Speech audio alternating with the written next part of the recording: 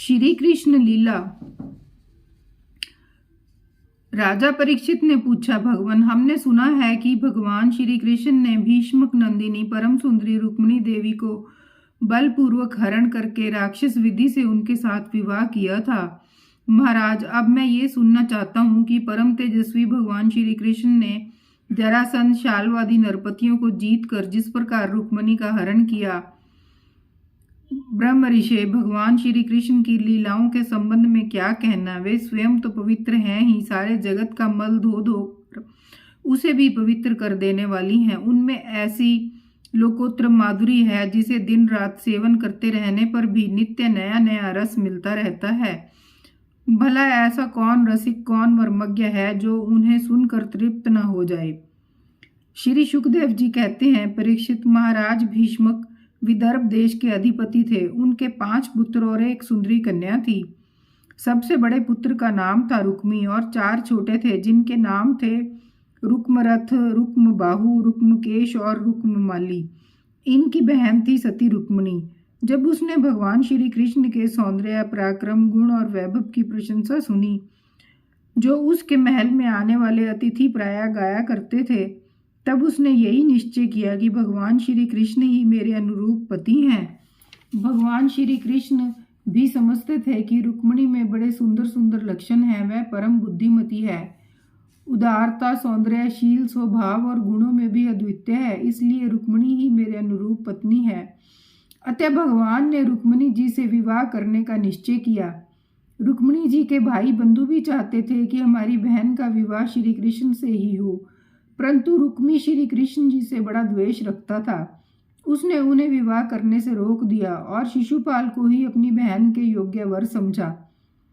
जब परम सुंदरी रुक्मिणी जी को यह मालूम हुआ कि मेरा बड़ा भाई रुक्मी शिशुपाल के साथ मेरा विवाह करना चाहता है, तब वे बहुत उदास हो गईं। उन्होंने बहुत कुछ सोच विचार कर एक विश्वास पात्र ब्राह्मण को तुरंत श्री कृष्ण के पास भेजा। जब वे ब्राह्मण देवता द्वारकापुरी में पहुंचे, तब द्वारपाल उन्हें राजमहल के भीतर ले गए। वहां जाकर ब्राह्मण देवता ने देखा कि आदि पुरुष भगवान श्री कृष्ण सोने के सिंहासन पर विराजमान है।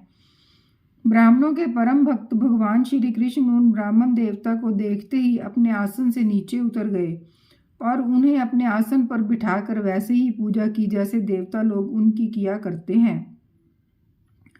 आदर सत्कार, कुशल प्रश्न के अनंतर जब ब्राह्मण देवता खा पी चुके, आराम विश्राम कर चुके, तब संतों के परम आश्रय भगवान श्री कृष्ण उनके पास गए और अपने कोमल हाथों से उनके पैर सहलाते हुए बड़े शांत भाव से पूछने लगे, ब्राह्मण शिरोमणे, आपका चित्त तो सदा सर्वदा संतुष्ट रहता है ना? आपको अपने पूर्व पुरुषों द्वारा स्वीकृत धर्म का पालन करने में कोई कठिनाई तो नहीं होती? ब्राह्मण यदि जो कुछ मिल जाए उसी में संतुष्ट रहे और अपने धर्म का पालन करे, उससे च्युत ना हो, तो वह संतोष ही उसकी सारी कामनाएं पूर्ण कर देता है। यदि इंद्र का पद पाकर भी किसी को संतोष ना हो, तो उसे सुख के लिए एक लोक से दूसरे लोक में बार बार भटकना पड़ेगा।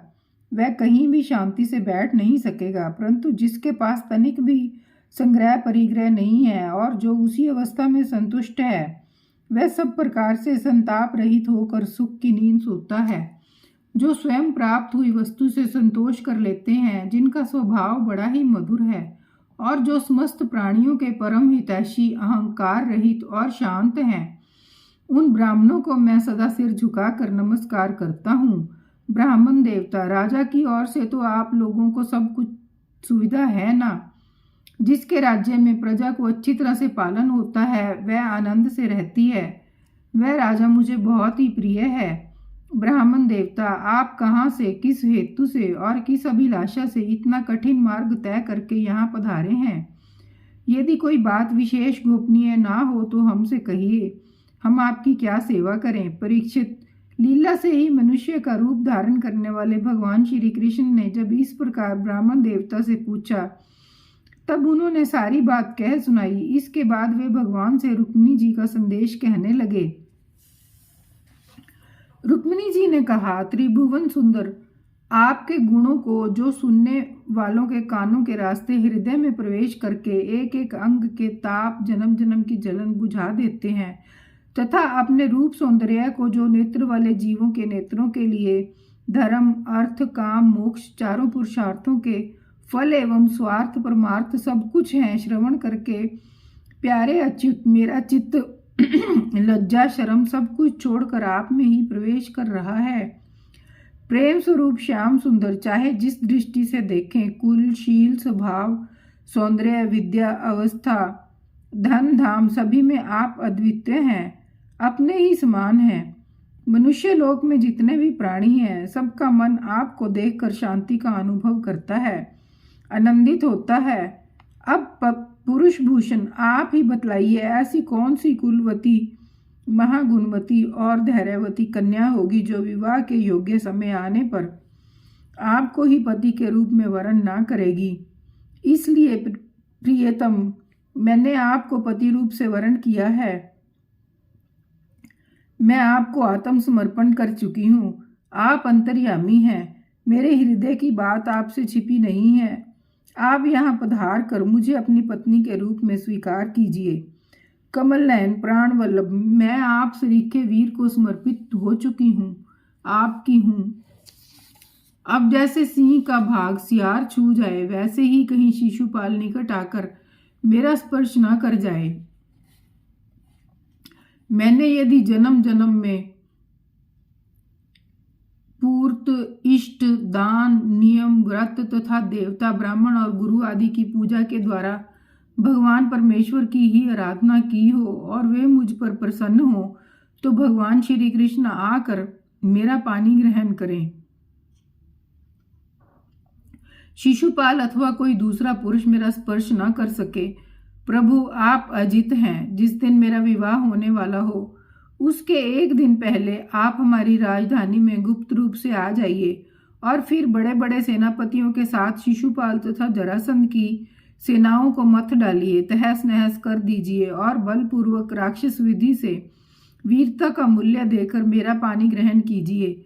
यदि आप ये सोचते हो कि तुम तो अंतपुर में भीतर के जनाने महलों में पहरे के अंदर रहती हो, तुम्हारे भाई बंधुओं को मारे बिना मैं तुम्हें कैसे ले जा सकता हूँ, तो इसका उपाय मैं आपको बतलाए देती हूँ। हमारे कुल का ऐसा नियम है कि विवाह के पहले दिन कुल देवी का दर्शन करने के लिए एक बहुत बड़ी यात्रा होती है, जुलूस निकलता है, जिसमें विवाही जाने वाली कन्या को, दुल्हन को नगर के बाहर गिरजा देवी के मंदिर में जाना पड़ता है। कमल नयन, उमापति भगवान शंकर के समान बड़े ही महापुरुष भी आत्मशुद्धि के लिए आपके चरण कमलों की धूल से स्नान करना चाहते हैं। यदि मैं आपका वह प्रसाद, आपकी वह चरण धूल नहीं प्राप्त कर सकी तो व्रत द्वारा शरीर को सुखाकर प्राण छोड़ दूंगी, चाहे उसके लिए सैकड़ों जन्म क्यों न लेने पड़े। कभी न कभी तो आपका वह प्रसाद अवश्य ही मिलेगा। ब्राह्मण देवता ने कहा, यदुवंश शिरोमणि, यही रुक्मिणी जी के अत्यंत गोपनीय संदेश हैं जिन्हें लेकर मैं आपके पास आया हूँ। इसके संबंध में जो कुछ करना हो विचार कर लीजिए और तुरंत ही उसके अनुसार कार्य कीजिए।